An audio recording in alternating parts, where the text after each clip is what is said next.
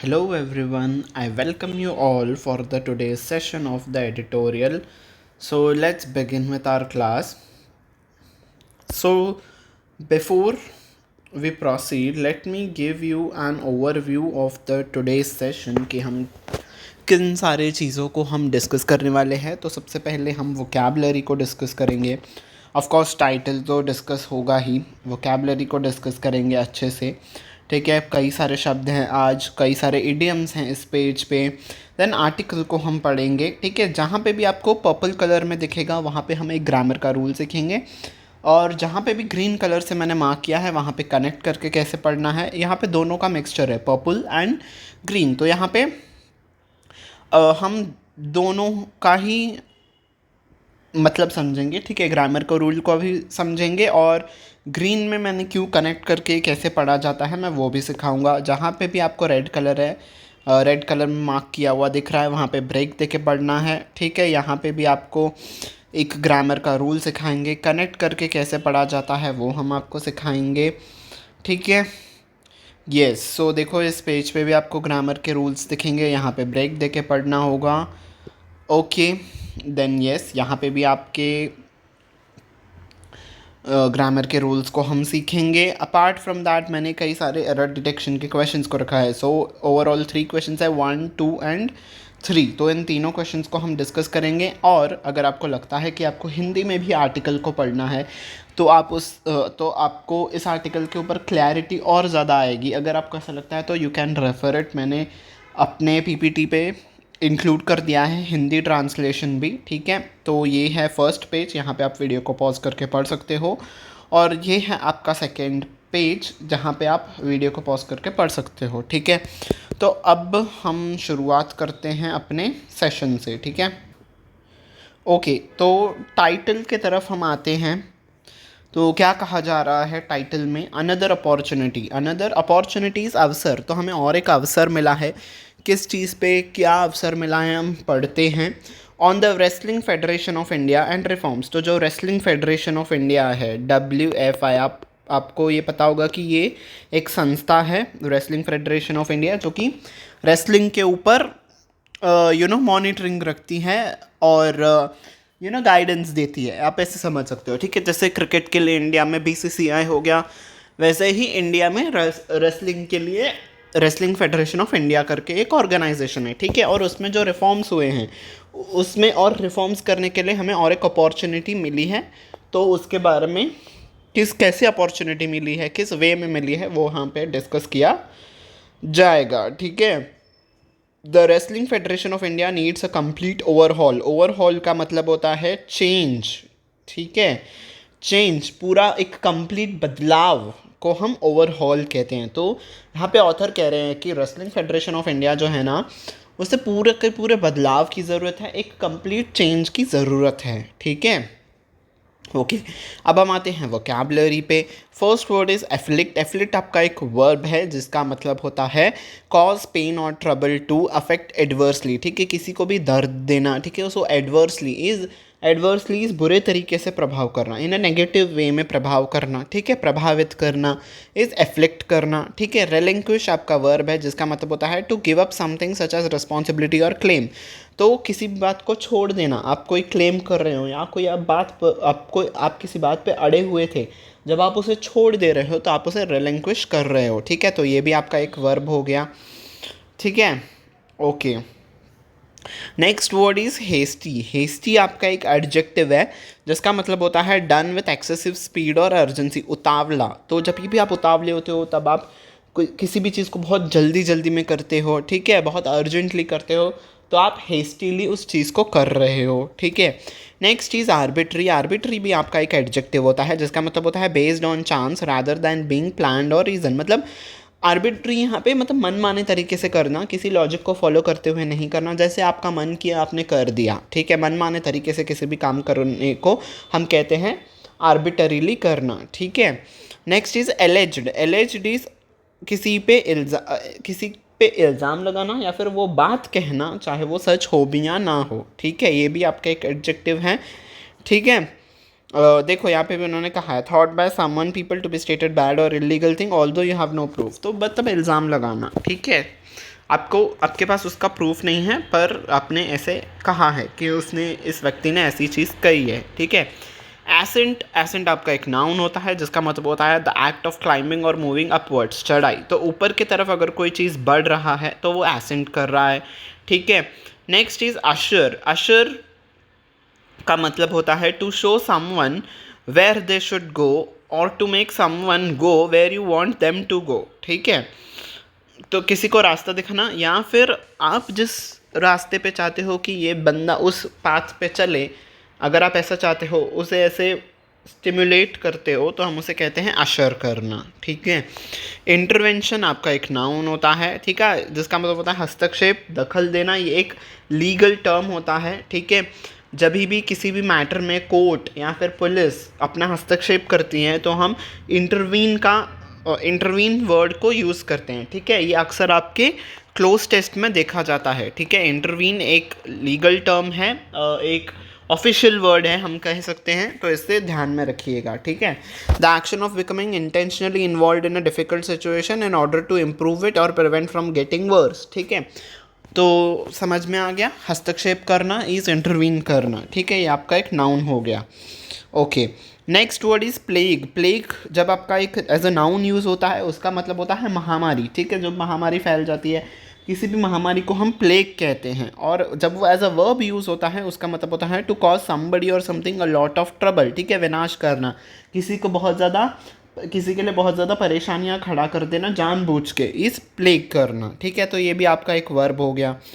Okay, next word is patronage. Patronage आपका एक noun है जिसका मतलब होता है the system by which an important person give help or job to somebody in return for his or her support, ठीक है। तो जिस व्यक्ति ने आपको सपोर्ट किया था, आप उसकी मदद कर रहे हो, ठीक है, क्योंकि तो उसने आपकी मदद की थी, तो हम उसे पैटर्नेज कहते हैं, ठीक है। डेफरेंशियल, डेफरेंशियल इज शोइंग डेफरेंस, मतलब रिस्पेक्ट किसी को आप शो कर रहे हो तो आप डेफरेंस कर रहे हो, ठीक है। तो ये भी आपका एक एडजेक्टिव हो गया। Next word is dither. Dither आपका एक वर्ब होता है जिसका मतलब होता है to unable to decide something, to hesitate, ठीक है, दुविधा में रहना, वहीं पे स्टक हो जाना, ब्लॉक हो जाना, इज डिथर करना, ठीक है। नेक्स्ट, अब हम कुछ इडियम्स और फ्रेजेस को देखते हैं। पहला आपका फ्रेज है अ नट शेल। अ नट शेल का मतलब है very briefly giving only the main points, ठीक है। जब आप किसी भी चीज़ को इन अ ब्रीफ मैनर में कहते हो, ठीक है, किसी भी समरी को आप कहते हो, जिस्ट को कहते हो, तो हम उसे इन अ नट शेल कहते हैं कि भाई इसे नट शेल में समझा दो। तो that is the meaning of nutshell, ठीक है। डबल अप का मतलब होता है बी यूज्ड इन और प्ले अनदर डिफरेंट रोल, ठीक है। डबल अप इज किसी भी चीज़ को और एक, जो उसका मेन पर्पज़ है उसके अलावा भी किसी भी वस्तु को आप उसके दूसरे पर्पज़ से भी यूज़ कर रहे हैं, तो इसका मतलब होता है डबल अप करना, ठीक है। आर्टिकल में आपका कैसे यूज़ हुआ है, वहाँ पे आर्टिकल में यूज़ हुआ है जो उनका वेस्टर्न फेडरेशन ऑफ इंडिया के जो हेड थे, उनका जो घर था, उन्हीं को घर को एज अ ऑफिस भी यूज़ किया जाता था, तो डबल यूज़ हो रहा था उस चीज़ का, उस घर का। तो किसी भी चीज़ का जब दो तरीक़ों में, दो वेज में यूज़ होता हो तो हम उसे डबल अप करना कहते हैं, ठीक है। Next word is turn of events. Unforeseen development जिसका मतलब है, ठीक है, तो मतलब किस तरीके से घटनाएं घट रही हैं जो कि आपने पहले कभी ना सोचा था ना समझा था, अगर उस तरीके से घटनाक्रम बदल रहे हैं तो हम उसे कहते हैं टर्न ऑफ इवेंट्स, ठीक है। ले बेयर करना is to make something known, ठीक है, किसी भी चीज़ को पहचान करना, खुलेआम सबके सामने ले रखना, उसे कहते हैं ले बेयर, ठीक है। Go to the whole hog का मतलब होता है डू समथिंग कम्प्लीटली और थरोली, ठीक है, किसी भी आप चीज़ को पूरा कम्प्लीटली, थरोली, बहुत इन डेप्थ तरीके से कर रहे हो तो उसके लिए हम फ्रेज को यूज़ करते हैं गो द होल हॉग, ठीक है। अब हम आते हैं आर्टिकल की तरफ। The union sports ministry suspending, देखो अब यहाँ पे क्या लिखा है, यहाँ पे पर्पल में क्यों मार्क हुआ है, अब उसका ग्रामर का रूल बताऊँ। यहाँ पे सस्पेंडिंग में आपका पीपी है, ठीक है, प्रेजेंट पार्टिसिपल हो गया, और यहाँ पे कनेक्ट करके भी हमें पढ़ना है। तो इन्होंने जो सस्पेंड किया था ना, ये सस्पेंड करना ही मार्क कर रहा है, ठीक है। अब इसको कनेक्ट करके हमें पढ़ना है, ठीक है। तो the union ministry suspending marks yet another twist in the nearly long year saga afflicting Indian wrestling, ठीक है। तो ये सस्पेंडिंग ही मार्क कर रहा है, ठीक है। क्या मार्क कर रहा है? एक अनदर ट्विस्ट को, एक ट्विस्ट जो कि एक साल से चल रहा था। सागा इज़ वही घिसी पिटी दुख भरी कहानी इज़ सागा। तो ऐसी घिसी पिटी कहानी दुख भरी, या फिर हम दुख भरी कहानी को कह सकते हैं। सागा दो सेंस में यूज़ होता है। जब आप वही घिसी पिटी कहानी यूज़ करते हो तो हम उसे सागा कहते हैं, या फिर कोई बहुत ही बुरी चीज़ घट गई है तो हम उसे भी सागा कहते हैं। तो वो जो सागा था, बहुत बुरी घटना घट चुकी है जो कि प्रभावित कर रही थी। एफ्लिक्टिंग इज़ प्रभावित करना। तो जो इंडियन रेसलिंग को प्रभावित कर रही थी उसको इन्होंने सस्पेंड कर दिया है। क्या प्रभावित कर रही थी, कौन प्रभावित कर रही थी, अब वो आपका यहाँ पे एडिशनल इन्फॉर्मेशन में दिया गया है, ठीक है। The newly elected wrestling federation of India on Sunday. तो यूनियन मिनिस्ट्री ने सस्पेंड कर दिया जो नए तरीके से बनी हुई थी रेसलिंग फेडरेशन ऑफ इंडिया। अगर आपको इसका न्यूज़ पता है तो आपको बहुत बेहतर तरीके से समझ में आएगा, नहीं तो मैं आपको नटशेल में बता देता हूँ। कुछ महीनों पहले जो हमारे रेसलर्स थे उन्होंने रेसलिंग फेडरेशन ऑफ इंडिया जो थी तभी, आई थिंक कुछ एक 6-7 महीने पहले, हाँ, जनवरी 2023 में उन्होंने रेसलिंग फेडरेशन ऑफ इंडिया के जो हेड हैं ब्रिजभूषण सिंह, तो उनके ऊपर उन्होंने सेक्सुअल हरासमेंट का इल्ज़ाम लगाया था। तो उसके बाद से वो जो उनके अंडर जो कमेटी थी, उनके अंडर जो रेसलिंग फेडरेशन चल रहा था, उसको कोर्ट ने कह दिया था कि इसे सस्पेंड कर दिया जाए। और गवर्नमेंट को कहा गया था कि नई कमेटी को एक कमेटी बनाई जाए इन सारे मामलों पे, इन सारे मामलों पे डिटेल्स कलेक्ट करे, इस सारे मामले को एनालाइज करे और इस पर रिपोर्ट दे, और एक नई रेसलिंग फेडरेशन ऑफ इंडिया को बनाया जाए और नए हेड को चुना जाए, ठीक है। तो ये इसका बैकग्राउंड है। अब मैं आपको बताता हूँ आगे आर्टिकल में क्या क्या लिखा है, ठीक है। इन जनवरी 2023, जब जनवरी 2023 में ओलंपिक मेडलिस्ट, जो ओलंपिक में जिन्होंने मेडल जीता था, हम उन्हें ओलंपिक मेडलिस्ट्स कहते हैं। तो कौन थे वो लोग? साक्षी मलिक, बजरंग पुनिया और जो वर्ल्ड चैम्पियनशिप मेडलिस्ट हैं जिनका नाम है विनेश फोगाट, उन्होंने एक्यूज़ किया है। देखो, एक्यूज़ के बाद आपका प्रेपोजिशन ऑफ होता है, इसीलिए वहाँ पे मैंने पर्पल कलर में मार्क किया है, ठीक है। एक्यूज़ के बाद हमेशा आपका ऑफ होता है, और यहाँ पे कनेक्ट करके भी पढ़ना है। देखो कितनी दूर है, एक्यूज़ और ऑफ यहाँ पे लिखा है, तो इतनी दूर है तो आपको कनेक्ट करके पढ़ना है। एक्यूज़ ऑफ करना, एक्यूज़ ऑफ का मतलब होता है किसी पे इल्ज़ाम लगाना, ठीक है। तो उन्होंने इल्ज़ाम लगाया था कि द देन मतलब जो तब थे, ठीक है।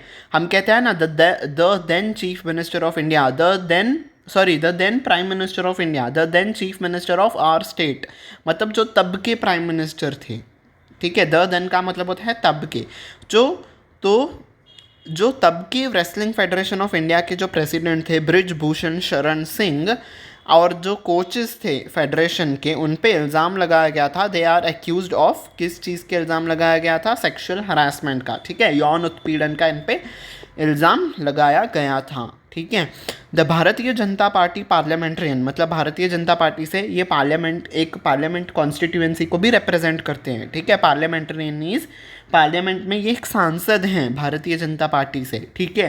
तो ये जो सांसद हैं बीजेपी के, वॉज सब्सिक्वेंटली फोर्स्ड, इनको मजबूर किया गया था, ठीक है। मतलब देखो, अब इनके ऊपर ऐसे आरोप लग रहे हैं तो उनको मजबूरन अपना पद छोड़ना पड़ा, ठीक है।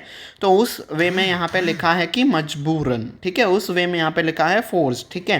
To relinquish the control, relinquish करना इस छोड़ देना। तो किस चीज़ पे मजबूर कर दिया था, क्या चीज़ छोड़ने के लिए मजबूर किया गया था?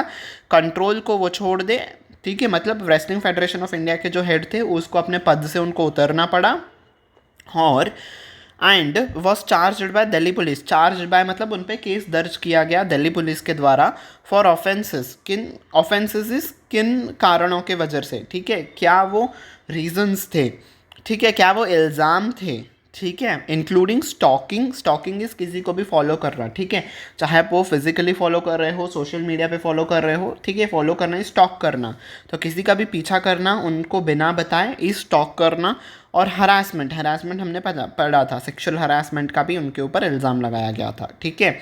बट लास्ट थर्सडे, पर पिछले थर्सडे के दिन क्या हुआ? His long term loyalist is जो उनके बहुत ही करीबी थे, ठीक है, ब्रिजभूषण शरण सिंह के बहुत करीबी थे, फ्रेंड थे, उनके साथ बहुत ही लॉयल थे। कौन है वो व्यक्ति, Sanjay Singh was appointed as the new president. तो बृजभूषण शरण सिंह को कोर्ट के द्वारा हटाया गया था, पर अब नया प्रेसिडेंट भी इन्हीं के जो लॉयलिस्ट हैं, मतलब बृजभूषण शरण सिंह के ही जो फ्रेंड हैं, उनको ही अब फिर से बनाया गया। ठीक है, तो क्या फ़ायदा है ना, देखो एक ही थाली के दोनों चट्टे बट्टे हो गए ना।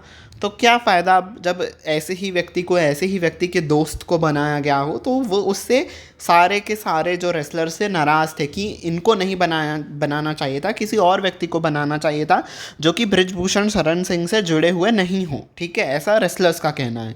तो इन्हें as a new president appoint किया गया। ठीक है, अब देखो यहाँ पे मैंने यहाँ पे पर्पल में क्यों किया है, नॉट ओनली बट ऑल्सो हमेशा कॉम्बिनेशन में आता है, पर ऐसा ज़रूरी नहीं है कि वो हमेशा ही कॉम्बिनेशन में आए। जहाँ पे कॉम्बिनेशन में आता है वहाँ पे आपको दिखेगा नॉट ओनली और बट ऑल्सो का कॉम्बिनेशन, पर नॉट ओनली अकेला भी आ सकता है और वो बिल्कुल सही है। और एरर डिटेक्शन में ऐसे ही क्वेश्चन पूछे जाते हैं आपके एग्ज़ाम में, तो इसे ध्यान से अपने दिमाग में इस रूल को याद रखिएगा कि नॉट ओनली अकेला भी आ सकता है। ठीक है, तो क्या हुआ था, not only did Singh and his fellow Brijbhushan confidence. तो क्या चीज़ हुई कि जो बृजभूषण शरण सिंह थे और उनके कॉन्फिडेंसेस जो उनके साथी थे, उनको जीत मिली 13 और 15 पोस्ट। तो 15 पदों में से 13 पद उन लोगों को मिले जो बृजभूषण शरण सिंह के कॉन्फिडेंस थे, मतलब जो उनके साथी थे उन्हीं को मिली 13 पोस्ट। तो टोटल 15 पोस्ट थे उस रेसलिंग फेडरेशन ऑफ इंडिया में, 15 लोगों को नियुक्त करना था। ठीक है, फेडरेशन है, ऑर्गेनाइजेशन है, तो मेंबर्स तो चाहिए ही। ठीक है, तो 15 में से 13 लोगों को, इनके साथियों को ही चुना गया। ठीक है, to which polls were held. तो पोल्स रखे गए थे, मतलब वोटिंग हुई थी किसे चुना जाए, तो उसमें से 13 व्यक्ति इनके साथी ही बन गए। ठीक है, और ये तो हुआ ही, not only this has happened, ये तो हुई, और क्या चीज़ हो गई, अब बट ऑल्सो ना लिख के उन्होंने डायरेक्टली यहाँ पे सेकेंड चीज़ लिख दी। ठीक है, तो यहाँ से लेके यहाँ तक आपकी पहली चीज़ थी, और ये वाला जो पोर्शन है ना जो मैंने राउंड में मार्क किया है, अब ये सेकेंड है जो कि बट ऑल्सो के बाद आता है। ठीक है, तो ना ही सिर्फ ये चीज़ हुई थी, और क्या चीज़ हो गई, not a single woman was chosen. और उस रेसलिंग फेडरेशन में किसी भी एक सिंगल वुमन को चूज़ नहीं किया गया था, मतलब उस फेडरेशन में कोई भी महिलाएं नहीं है। ठीक है, तो देखो इतनी महिलाओं ने जब उन पे इल्ज़ाम लगाया था, तो भाई किसी महिला को भी उस फेडरेशन में रखना चाहिए था ना, ताकि वो महिलाओं को समझ सकें। ठीक है, ऐसा नहीं है कि मेल जो होते हैं वो नहीं समझ पाते हैं, पर अगर किसी भी ऑर्गेनाइजेशन में फ़ीमेल्स भी किसी पोजीशन पे हैं, तो जो फीमेल मेंबर्स हैं वो उनसे अच्छे से कन्फ्रंट कर सकती हैं, अच्छे से बात कर सकती हैं, है ना। तो यही वो आयरनी दिखाना चाहते हैं कि कोई भी किसी भी महिला को यहाँ पे इंक्लूड नहीं किया गया था। ठीक है, the site of the Singh, तो साइट इज़ जो सीन था, एक सीन दिखा हमें मीडिया में, सिंह स्टैंडिंग बिसाइड इज बगल में। तो बृजभूषण शरण सिंह के बगल में कौन ठहरा था, अ हेविली गार्लैंडेड, जो ना यहाँ पे सिंह इज संजय सिंह, जो उनके जगह पे अपॉइंट किया गया था, बृजभूषण के जगह पे जिनको अपॉइंट किया गया था वो है संजय सिंह। उनके साथ कौन बाजू में खड़ा था, हेविली गार्लैंडेड इज, उनको कई सारे हार पहनाए गए थे, बृजभूषण शरण सिंह को कई सारे हार पहनाए गए थे और वो दोनों साथ में दिखे। आउटसाइड द लैटर इज जो जिसका नाम बाद में लिखा गया है, यहाँ पे बाद में किसका नाम लिखा गया है, बृजभूषण शरण सिंह का। तो बृजभूषण शरण सिंह के घर के बाहर इनको और संजय सिंह को देखा गया, इनके बृजभूषण के घर के बाहर। देखो इतना व्यक्ति के जिस व्यक्ति के ऊपर इतने सारे इल्ज़ाम लगे हैं उनको हार पहनाया गया है। देखो क्योंकि तो उनके ही साथी लोग जीत गए हैं ना, बृजभूषण के ही साथी जीत गए हैं, 15 में से 13 लोग तो उन्हीं के जीत गए हैं। ठीक है, तो इसीलिए उनको अब हार पहना के वो जीत का जश्न मना रहे थे। विच ऑल्सो डबल्ड अप, विच अब ये किसके लिए यूज़ हुआ है, इसके रेसिडेंस के लिए यहाँ पे विच लिखा गया है। ठीक है, तो ये जो रेसिडेंस है ना, इस रेसिडेंस के लिए ही ये विच लिखा गया है। तो उनका रेसिडेंस किस और एक तरीके से यूज़ किया जाता था, उनका घर भी था और WFI का ऑफिस भी था, तो अपने घर में ही उन्होंने ऑफिस खोल के रखा था। एंड द डुओ इज़ दोनों की जोड़ी, किन दोनों की जोड़ी, संजय सिंह की और बृजभूषण की, दोनों की जोड़ी क्या कर रही थी, फ्लैशिंग इज़ दिखाना, क्या दिखा रहे थे वो, विक्ट्री साइन, है ना, विक्ट्री साइन। जब कोई भी जीत जाता है पॉलिटिशियंस, तो जीतने के बाद वो अपने 2 फिंगर्स से ऐसे वी शेप में 2 फिंगर्स दिखा के वो अपने जीत का ये करते हैं, है ना, ऐसे 2 फिंगर्स होती हैं, ठीक है, ये 2 ऊपर करते हैं और ये ऐसे नीचे ही होता है, ठीक है। तो ऐसे 2 फिंगर्स को दिखा के वो अपना जीत का जश्न मना रहे थे। तो इस साइन को इंडिकेट करना, ये दिखाना क्या बतलाता है, क्या जताता है कि was enough indication of where the control lay. तो ये क्लियर हमें साफ दिखता है कि चाहे उनको बृजभूषण को चाहे प्रेसिडेंट के पद से निकाल दिया गया है, पर फिर भी कंट्रोल अभी भी उनके पास ही है, ठीक है। सच वॉज द डिसअपॉइंटमेंट, इतनी ज़्यादा डिसअपॉइंटमेंट थी लोगों में, डिसअपॉइंटमेंट इज़ हताशा, इतनी ज़्यादा हताशा थी उन रेसलर्स के बीच में, अमंग इज रेसलर्स, तो सारे रेसलर्स के बीच में इतनी ज़्यादा हताशा थी, क्योंकि तो अभी भी बृजभूषण के ही लोग फिर से फेडरेशन में आ गए, तो वही सारी चीज़ें होंगी। तो हताशा थे, इतने ज़्यादा हताश थे कि रेसलर्स, देखो अब यहाँ पे ब्रेक देके कैसे पढ़ना है, such was the disappointment among the wrestlers break that a tearful Sakshi, tearful is जो रो रही थी, तो दोनों रेसलर्स ने जब ये अपॉइंट हो गए न्यू प्रेसिडेंट, उसके बाद रेसलर्स ने भी प्रेस मीट किया। तो उस प्रेस मीट में साक्षी मलिक रो रही थी और उन्होंने अपना रिटायरमेंट अनाउंस कर दिया, ठीक है, क्योंकि तो वो नाखुश थे और उन्होंने कहा कि अब हम इस लड़ाई को हार गए हैं, आप सभी ने हमारा इतना ज़्यादा साथ दिया, उसके लिए धन्यवाद, ऐसा साक्षी मलिक ने कहा था, अगर आपने न्यूज़ में देखा हो तो, ठीक है। तो ऐसा कहते हुए साक्षी मलिक ने अपना रिटायरमेंट अनाउंस कर दिया। और जो विनेश फोगाट हैं, उन्होंने वार्न किया है, उन्होंने चेतावनी दी सभी को कि no woman will find wrestling safe in the current setup. Current setup is अब का जो सिनेरियो चल रहा है, अब का जो ये आपने नया फेडरेशन बनाया है ना, इस फेडरेशन में कोई भी वुमन अपने आप को सेफ नहीं पाएगी, क्योंकि तो सारे के सारे 13 व्यक्ति जो हैं, 15 में से 13 व्यक्ति जो हैं वो सारे बृजभूषण के ही लोग हैं और वो फिर से वही सारे काम करेंगे, इसीलिए कोई भी वुमन अपने आप को सेफ नहीं पाएगी, ठीक है। ऑन फ्राइडे, और फ्राइडे के दिन, ये चीज़ थर्सडे के दिन हो गई, और फ्राइडे के दिन क्या हो गया, बजरंग पुनिया जो है उन्होंने डिसाइड किया to return his Padma Shri award in protest. तो as a way of protest, अपना गुस्सा जाहिर करने के लिए बजरंग पुनिया ने अपना पद्मश्री जो उन्होंने अवार्ड जीता था वो भी वापस कर दिया, ठीक है, ओके।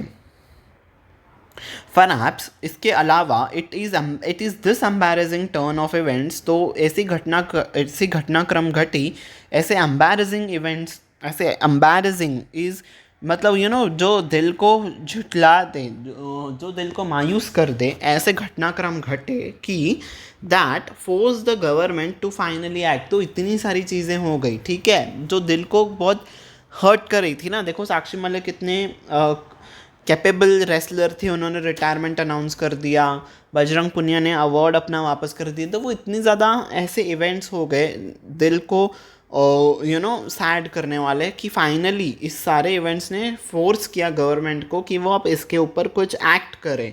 तो द मिनिस्ट्री, जो स्पोर्ट्स मिनिस्ट्री है ना, ऑल्सो साइटेड इज़ रेफ़र करना, तो रेफ़र करते हुए मिनिस्ट्री ने क्या रेफ़र किया, हैस्टीज जल्दबाजी में लिया गया, और आर्बिट्रीज मनमानी, तो जल्दबाजी में और मनमाने तरीके से डिसीजन मेकिंग किया गया है ऑन सिंग्स पार्ट्स मतलब जो संजय सिंह थे, न्यू प्रेसिडेंट थे, उन्होंने बहुत ही जल्दबाजी में और मनमाने तरीके से एक डिसीजन लिया है, उसके चलते हुए स्पोर्ट्स मिनिस्ट्री ने एक कदम उठाया है, ठीक है।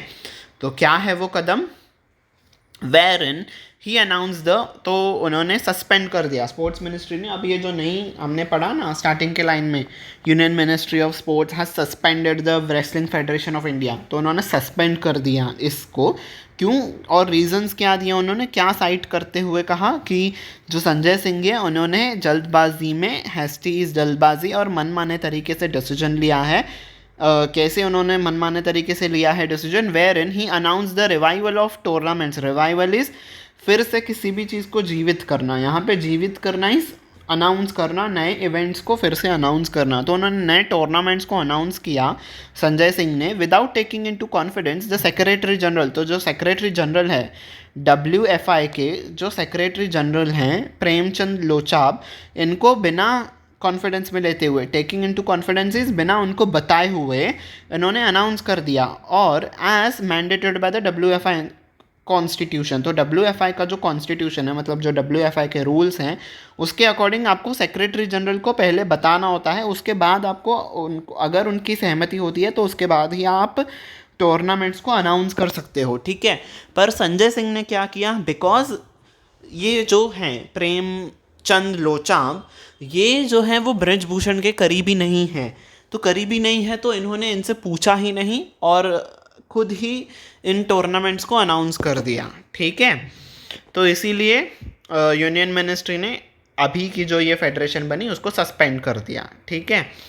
अब हम आते हैं लोचाब के ऊपर। जो प्रेमचंद लोचाब है ना, is one of the 2 WFI office bearers. तो हमने पढ़ा था ना टोटल 15 लोग थे, ठीक है। अब देखो यहाँ पे सिर्फ लोचाब क्यों लिखा है पहले, क्योंकि तो पहले उनका ऑलरेडी नाम आ गया है, इसीलिए उनका नाम शॉर्ट फॉर्म में लिखा गया है। तो कहीं पे भी अगर आपको शॉर्ट फॉर्म में उनका नेम यूज़ करना है तो आपको पहले उनका फुल फॉर्म लिखना पड़ता है, उसके बाद ही आगे के पैराग्राफ्स में आप उनका नाम शॉर्ट फॉर्म में लिख सकते हो, वरना आप कहीं पे भी बिना मेंशन किए उनका फुल फॉर्म आप यूज़ नहीं करते हो, ठीक है। तो टोटल 15 मेंबर्स थे हमने पढ़ा। तो जो 13 लोग थे वो ब्रिजभूषण शरण सिंह के ही साथी थे। तो बाकी के जो 2 लोग थे ना जो बचे हुए थे, 2 में से एक प्रेमचंद लोचाब भी थे जो कि उनके करीबी नहीं हैं, ठीक है। तो was not considered close to Brijbhushan, तो उनके क्लोज नहीं हैं, ठीक है। तो इसीलिए शायद इन्होंने नहीं पूछा, ठीक है। ऑल्दो ये सेक्रेटरी जनरल है फिर भी इनसे नहीं पूछा गया।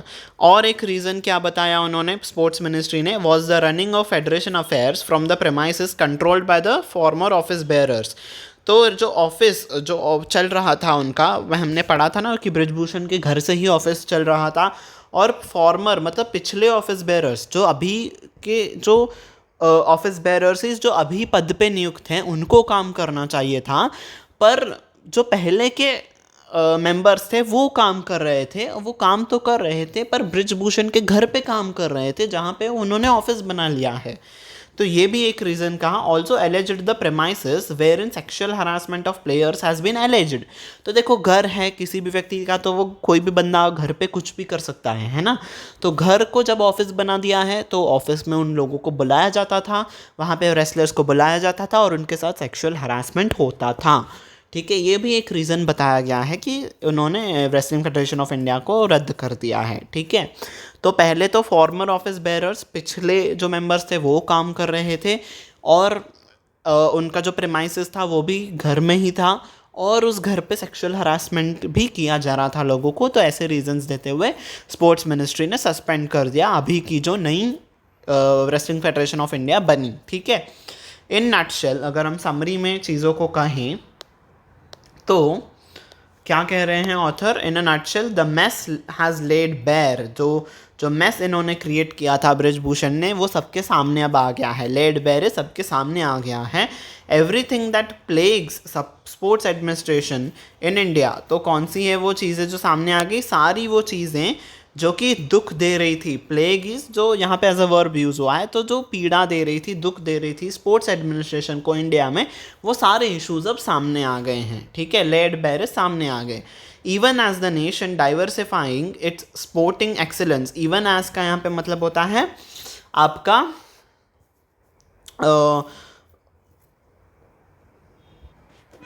इवन एज सेम टाइम, तो सेम टाइम ऐसे समय पे जब हमारा देश डाइवर्सिफाई कर रहा है इट्स स्पोर्टिंग एक्सीलेंस, मतलब अपने स्पोर्टिंग एक्सीलेंस को बढ़ा रहा है, सारे स्पोर्ट्स की तरफ अपने पैर पसार रहा है। The bureaucracy that runs sports, तो जो ब्यूरोक्रेसी है, ठीक है, मतलब ब्यूरोक्रेसीज जो अपना हुकूमत चलाए, ऐसे मेंबर्स, ठीक है, तो ऐसे मेंबर्स जो कि स्पोर्ट्स अथॉरिटी में हैं, still carries the unwelcome legacy of patronage politics. Still carries मतलब अभी भी वो अपने साथ लेके चल रहे हैं। तो जो भी ऐसे फेडरेशन के मेंबर्स हैं या फिर और भी जो स्पोर्ट्स अथॉरिटी में हो गए, ऐसे कई सारे लोग हैं जो अभी भी ऐसी लेगेसी को ले चल रहे हैं, पैट्रोनेज पॉलिटिक्स के लेगेसी को लेके चल रहे हैं। पैट्रोनेज पॉलिटिक्स इन्होंने हमें सपोर्ट किया था, गवर्नमेंट ने हमें सपोर्ट किया था, इसीलिए हम अब इनको सपोर्ट करेंगे, हम चाहे कुछ भी हो, ठीक है, चाहे कुछ भी हरासमेंट का केस हो या फिर कुछ भी हो, हम इस पे नहीं जाएंगे। हम सिर्फ अपने पॉलिटिक्स जो हमको सपोर्ट किया था, जिन्होंने हमें सपोर्ट किया, हम उनको ही सपोर्ट करेंगे, ठीक है। जिन पॉलिटिशियंस ने हमें इस पद पे पहुंचाया, हम उनकी ही बात मानेंगे, ठीक है। पैट्रोनेज पॉलिटिक्स ये होता है, ठीक है, okay. It does not help the prominent athletes occupying positions, occupying भी यहाँ पे आपका पीपी है, ठीक है। तो यस, तो ये जो है ना पैट्रनेज पॉलिटिक्स करना, ये जो है ना वो हेल्प नहीं करता है prominent is very important. Famous, ऐसे फेमस एथलीट्स जिन्होंने पोजीशंस को पाया है और पोजीशंस ऑफ पावर, ठीक है, तो मतलब कई सारे अभी ऐसे एथलीट्स हैं जो कि कई सारे स्पोर्ट्स, जो भी स्पोर्ट्स के अंडर जो भी अथॉरिटीज़ आती हैं उनके हेड हैं। तो ऐसे सारे घटनाक्रम ना इन एथलीट्स को शोभा नहीं देते हैं। Differential to the political masters who helped in their ascent. तो वो जो भी एथलीट्स हैं जो कि पावरफुल पोजीशंस में आ गए हैं, वो क्या करते हैं, डिफरेंशियल करते हैं, डिफरेंस रिस्पेक्ट देते हैं उन सारे पॉलिटिकल मास्टर्स को, मतलब उन सारे पॉलिटिकल व्यक्तियों को जिन्होंने इनको हेल्प किया था in their ascent. Ascent is ऊपर जाना। तो देखो, इनको अगर पावर मिली है तो ऑफकोर्स पॉलिटिकल इन्फ्लुएंस कुछ होगा ही, ठीक है। ऐसा नहीं है कि पॉलिटिकल इन्फ्लुएंस के वजह से ही मिला है, पर हाँ कहीं ना कहीं थोड़ा बहुत पॉलिटिकल इन्फ्लुएंस रहता है। तो जिन लोगों ने अब इनको इस पद पे लाया है, स्पोर्ट्स अथॉरिटी के हेड बनाया, प्रेसिडेंट बनाया, सेक्रेटरी बनाया, कुछ भी बनाया, तो अब जब पॉलिटिकली लोगों ने इन एथलीट्स को बनाया है, इस पद तक लाया है, एसेंट किया है, ऊपर तक लेके आए हैं, तो अब वो एथलीट्स भी इनके खिलाफ नहीं आ सकते हैं, ठीक है। क्योंकि तो फिर अब जब इनके खिलाफ होंगे तो फिर इनको उतार दिया जाएगा। इसी को ही पैट्रनेज पॉलिटिक्स कहते हैं, ठीक है। तो यही वो कह रहे हैं कि अब ये इनके खिलाफ भी नहीं जा सक रहे हैं athletes. In the wrestlers case, अब ये जो रेसलिंग का केस हुआ था, the Indian Olympic association led by legendary PT Usha, तो इंडियन ओलंपिक एसोसिएशन से भी कहा गया था कि आप इस मैटर में तहकीकात कीजिए, और उस एसोसिएशन की हेड थी पीटी उषा। तो लीड करना इज़ आगे लेके जाना, तो इन शॉर्ट वो हेड ही थी ओलंपिक एसोसिएशन की। तो वो आगे कर रही थी डिथर इन इट्स इनिशियल रिस्पॉन्स, मतलब उलझ सी गई थी वो जब उनका इनिशियल रिस्पॉन्स आया था, और एथलीट्स का जब इनिशियल रिस्पॉन्स आया था, एथलीट्स कमीशन, ठीक है, dithered in its initial response and the athlete commission.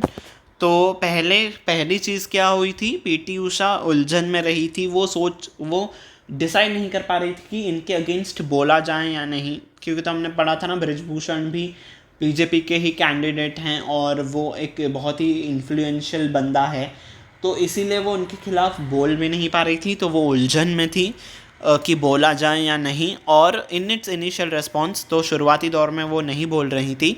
और एथलीट्स कमीशन जो है, एथलीट्स का भी एक कमीशन है, कंप्राइजिंग, देखो यहाँ पे पर्पल में क्यों किया है, क्योंकि तो कंप्राइजिंग के बाद कभी भी ऑफ नहीं आता है, ठीक है। आपको एरर डिटेक्शन में वो ऑफ लगा के देंगे और आप उसे सही करके आ गए, ठीक है, पर कंप्राइजिंग के बाद कभी भी ऑफ नहीं होता है, ठीक है। कंप्राइजिंग का मतलब होता है कंसिस्ट, ठीक है। तो किस चीज़ से मिला हुआ है, एथलीट्स कमीशन किन लोगों से बना हुआ है, आइकॉनिक स्पोर्ट्स पर्सन, उस कमीशन में आइकॉनिक कीज जिनको हम फॉलो करते हैं, जिनको हम मानते हैं, तो ऐसे स्पोर्ट्स पर्सन हैं जो एथलीट कमीशन में है, उनकी ज़बान भी क्या है, टंग टाइड है। टंग टाइड इज़ उन्होंने भी अपनी ज़ुबान को ताला लगा दिया है, वो भी कुछ भी नहीं बोल पा रहे हैं पॉलिटिकल इन्फ्लुएंस की वजह से, ठीक है। Such was Brijbhushan clot is दबदबा, पावर, ऐसा पावर था ब्रिजभूषण का कि कोई भी उनके खिलाफ बोल ही नहीं पा रहा था। दैट इतना ज़्यादा वो पावरफुल थे कि first information report, that is FIR, ठीक है। जब आप किसी भी क्राइम को रिपोर्ट करने के लिए जाते हो तो आपको पहले FIR लिखनी होती है, तो कोई भी FIR नहीं लिख रहा था। कभी जाके उनके खिलाफ FIR लिखी गई जब only after intervention of the chief justice of India. तो जब चीफ जस्टिस ऑफ इंडिया ने, CJI, जो सुप्रीम कोर्ट के हमारे चीफ जस्टिस ऑफ इंडिया, जब उन्होंने कहा कि भाई इनके खिलाफ रजिस्टर करनी होगी आपको FIR, तब जाके इनके खिलाफ रजिस्टर हुई। बाकी जब तक रेसलर्स ने, एथलीट्स ने जब तक कहा था कि इनके खिलाफ ऐसे इन्होंने हरासमेंट किया है, कोई भी इनके खिलाफ कंप्लेन नहीं लिख रहा था, ठीक है। ये तो CJI ने कहा, तभी जाके इन्होंने कंप्लेन रजिस्टर की। There is still room is वो कमरे वाला रोम नहीं है, रोम इज़ यहाँ पे स्कोप, तो अभी भी बहुत ज़्यादा स्कोप है to wipe the state clean. Wipe the state clean आपका एक फ्रेज़ होता है, मतलब जो पहले जो आपने कर्म कांड किए हैं उसको बुझा दो, ठीक है, बुझाना इज़ उसको अब पीछे छोड़ दो, आप एक नई शुरुआत करो। तो अभी भी बहुत ज़्यादा स्कोप है कि नई शुरुआत की जा सकती है। एंड आशर के बाद हमेशा आपका इन प्रपोजिशन आता है, ठीक है। तो यहाँ पे ग्रामर को मुझे पर्पल में मार्क करना था, और अशर इन इज लेके आना, तो रिफॉर्म्स को अभी भी आप लेके आ सकते हो, पिछले अपने कर्म कांड को भूल आके वो वहीं पे छोड़ के अब आप नए से शुरुआत कीजिए, अच्छी रेसलिंग फेडरेशन ऑफ इंडिया बनाइए, ना कि इन सारे लोगों से जुड़े हुए जो ब्रिजभूषण हैं उन लोगों से मत बनाइए, अच्छे लोगों से बनाइए, ठीक है। The authorities should go the whole hog, ठीक है। तो होल हॉग इज मैंने आपको समझाया। हाँ जी बताइए, होल हॉग का मतलब क्या होता है? कंप्लीटली और थरोली। तो अथॉरिटी को कंप्लीटली पूरे तरीके से चेंज करना होगा रेसलिंग फेडरेशन ऑफ इंडिया को, ठीक है। So this was the article. अब हम एरर डिटेक्शन के क्वेश्चन करेंगे। 3 क्वेश्चंस हैं। तो पहला क्वेश्चन आपका यहाँ पे है ऊपर, 5 पार्ट्स में आपका ये डिवाइडेड है। आपको मुझे बताना है कि कहाँ पे है एरर, ठीक है। जल्दी से बताइए। और जो भी इस सेशन को रिकॉर्डिंग में देख रहे हैं, आप वीडियो के कमेंट सेक्शन में भी आप अपने आंसर्स को बता सकते हो, ठीक है। Yes, though the error is in part सी।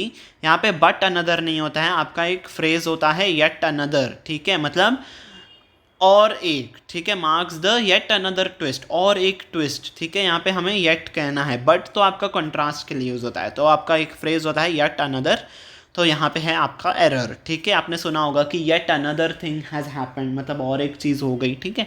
तो उस और एक चीज़ को बताने के लिए हम येट का यूज़ करते हैं, ना कि बट का, ठीक है। तो आपका पार्ट सी में है error.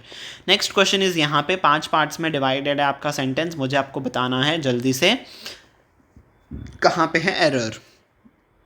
Yes, so the error is in part A. Part A में कहाँ पे है एरर? यहाँ पे है एरर। द साइट, मतलब वो जो सीन था, जो संजय सिंह थे वो स्टैंडिंग बिसाइड्स। देखो बिसाइड्स का तो मतलब होता है, क्या होता है बिसाइड्स का मतलब? बताइए मुझे ज़रा, बताइए बताइए बताइए, जल्दी से बताइए। यहाँ पे आपका करेक्ट यूज़ आना चाहिए बिसाइड, ना कि बिसाइड्स। बिसाइड इज बगल में, ठीक है। बिसाइड इज बगल में, ठीक है। और बिसाइड्स का मतलब होता है, ये जो बिसाइड है ना, इसका मतलब होता है इसके अलावा, ठीक है। तो हमें इसके अलावा नहीं कहना है, हमें यूज़ करना है बगल में। तो जो संजय सिंह के बगल में खड़े थे कौन थे? ब्रिजभूषण सिंह, जिनको बहुत ज़्यादा हार पहनाए गए थे, गार्लैंडेड थे। तो हमें वो बताना है। तो हमें बगल में वाला मीनिंग चाहिए जो आता है बिसाइड से, ना कि बिसाइड्स से, ठीक है। ये क्लियर होगा कहाँ पे है एरर। अब हम आते हैं अपने थर्ड क्वेश्चन के तरफ। थर्ड क्वेश्चन में कहाँ पे है एरर, आपको मुझे जल्दी से बताना है, ठीक है। यस, तो यहाँ पे भी एरर है आपका पार्ट ए में। इवन सो नहीं होगा, इवन एज होगा, ठीक है। अगर आपने आर्टिकल को पढ़ा होगा मेरे से ध्यान से, तो मैंने आपको बताया था कि इवन एज का मतलब होता है एट द सेम टाइम, ठीक है। सेम टाइम को हम कहते हैं इवन एज। और इवन सो का तो मतलब होता है कॉन्ट्रास्ट, जब आपको कॉन्ट्रास्ट दिखाना हो, ठीक है, दो विपरीत चीज़ों को दिखाना हो, तो अब हम इवन सो का यूज़ करते हैं। यहाँ पे तो हमें इवन एज का यूज़ करना है, ठीक है। कि हमें क्या मीनिंग लाना है? इवन एज से ऐसे समय पे। तो ऐसे समय पे जब नेशन डाइवर्सिफाई कर रहा है, तो ऐसे समय की इंग्लिश होती है इवन एज, ना कि इवन सो, ठीक है। तो ये थे आपके एरर्स, ठीक है। तो yes, this was it for the today's session. Hindi में आपका आर्टिकल मैंने ट्रांसलेट करके रखा है, आप चाहे तो पढ़ सकते हो, ठीक है। So yes, hope you have like the session. If you have like it, don't forget to hit on the like button. Also don't forget to share it with your friends, चाहे वो किसी भी एग्जाम की preparation कर रहे हो, चाहे वो बैंकिंग हो, एसएससी हो, रेलवेज़ हो, यूपीएससी हो, ठीक है। और आप अपने फैमिली फ्रेंड्स जो भी हैं आपके फैमिली मेम्बर्स, उनके साथ भी सेशन को शेयर कर सकते हो, ताकि उनको भी पता चले कि आखिर हमारे देश में क्या सारी चीज़ें घट रही हैं, ठीक है। तो yes, this was it for the today's session. Until we meet next time, bye bye everyone and take care.